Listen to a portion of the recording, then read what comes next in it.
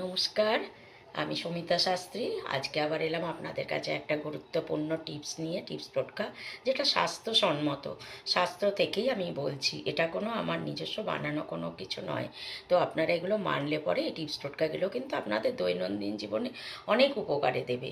তো সেরকমই একটা টোটকা হচ্ছে যে, যদি দেখেন বাড়িতে স্বামী স্ত্রীর মধ্যে ঝগড়াও হচ্ছে, প্রতিদিনই মনোমালিন্য হচ্ছে, ঝগড়াঝাঁটি হচ্ছে, মানে এ আলাদা থাকছে, ও আলাদা থাকছে, এরম ঘটনা ঘটে, সেক্ষেত্রে দেখবেন কার জন্য বেশি ঝগড়া হচ্ছে, স্বামী খুব উগ্র না স্ত্রী। দেখা গেল স্ত্রী খুব উগ্র, যে কোনো কারণেই উনি চেঁচাচ্ছেন, যে কোনো কারণেই রেগে যাচ্ছেন, যে কোনো কারণেই উনি অপমান করছেন স্বামীকে।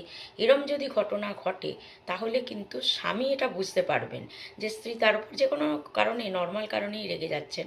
তখন স্বামীকে এই উপায়টা করতে হবে। স্বামী কী করবেন, রাত্রির বেলায় স্ত্রীর বালিশের নিচে অল্প একটু সিঁদুর কাগজে মুড়িয়ে রেখে দেবেন, ঠিক আছে? এবার সকালবেলায় যথারীতি উঠলো, আপনি উঠবেন, উঠে সিঁদুরটাকে আবার সরিয়ে আবার রেখে দেবেন। আবার পরের দিন একই নিয়মে স্ত্রীর বালিশের নিচে আবার অল্প একটুখানি সিঁদুর আপনি রেখে দেবেন, যাতে স্ত্রী জানতে না পারে।